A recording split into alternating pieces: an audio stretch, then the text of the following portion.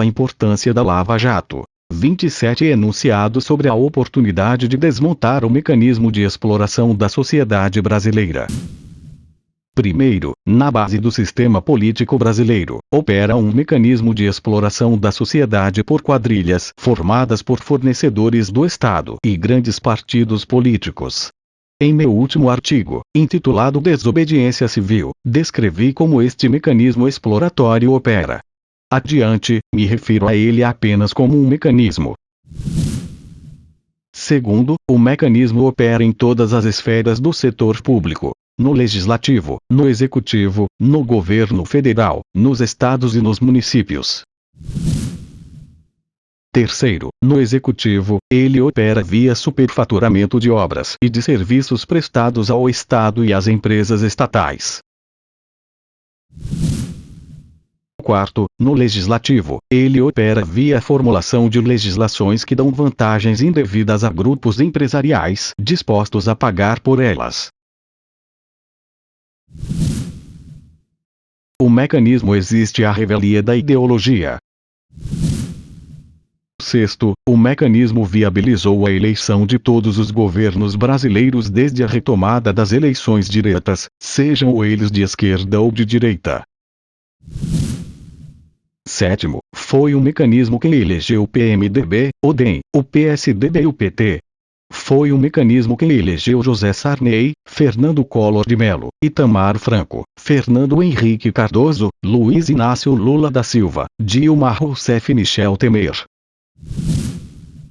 Oitavo, no sistema político brasileiro, a ideologia está limitada pelo mecanismo. Ela pode balizar políticas públicas, mas somente quando estas políticas não interferem com o funcionamento do mecanismo.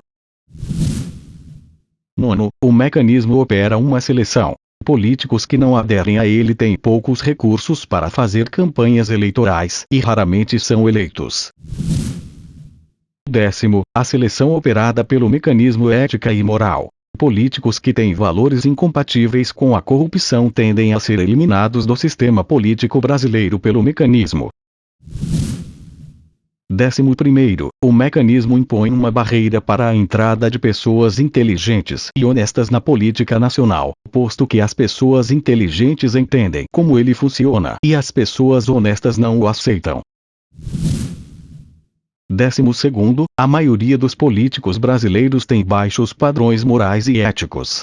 Não se sabe se isto decorre do mecanismo, ou se o mecanismo decorre disto. Sabe-se, todavia, que na vigência do mecanismo este sempre será o caso. 13º, a administração pública brasileira se constitui a partir de acordos relativos à repartição dos recursos desviados pelo mecanismo. 14º, um político que chega ao poder pode fazer mudanças administrativas no país, mas somente quando estas mudanças não colocam em xeque o funcionamento do mecanismo. 15º, um político honesto que porventura chegue ao poder e tente fazer mudanças administrativas e legais que vão contra o mecanismo, terá contra ele a maioria dos membros da sua classe. 16º, a eficiência e a transparência estão em contradição com o mecanismo. 17º, resulta daí que na vigência do mecanismo o Estado brasileiro jamais poderá ser eficiente no controle dos gastos públicos. 18º, as políticas econômicas e as práticas administrativas que levam ao crescimento econômico sustentável são, portanto, incompatíveis com o mecanismo, que tende a gerar um Estado cronicamente deficitário. 19º, embora o mecanismo não possa conviver com um Estado eficiente, ele também não pode deixar o Estado falir. Se o Estado falir, o mecanismo morre. 20º, a combinação destes dois fatores faz com que a economia brasileira tenha períodos de crescimento baixos, seguidos de crise fiscal, seguidos de ajustes que visam conter os gastos públicos, seguidos de novos períodos de crescimento baixo, seguidos de nova crise fiscal. 21º, como as leis são feitas por congressistas corruptos, e os magistrados das cortes superiores são indicados por políticos eleitos pelo mecanismo, é natural que tanto a lei quanto os magistrados das instâncias superiores tendam a ser lenientes com a corrupção. Pense no foro privilegiado. Pense no fato de que, apesar de mais de 500 parlamentares terem sido investigados pelo STF desde 1998, a primeira condenação só tenha ocorrido em 2010.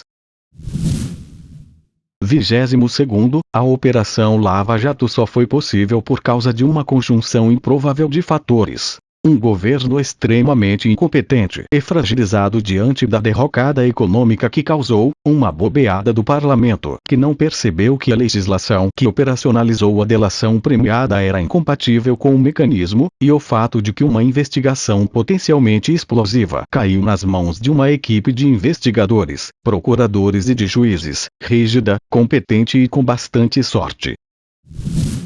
23º, não é certo que a Lava Jato vai promover o desmonte do mecanismo. As forças políticas e jurídicas contrárias são significativas. 24º, o Brasil atual está sendo administrado por um grupo de políticos especializados em operar o mecanismo, e que quer mantê-lo funcionando. 25º, o desmonte definitivo do mecanismo é mais importante para o Brasil do que a estabilidade econômica de curto prazo. 26º, sem forte mobilização popular, é improvável que a Lava Jato promova o desmonte do mecanismo. 27º, se o desmonte do mecanismo não decorrer da Lava Jato, os políticos vão alterar a lei, e o Brasil terá que conviver com o mecanismo por um longo tempo.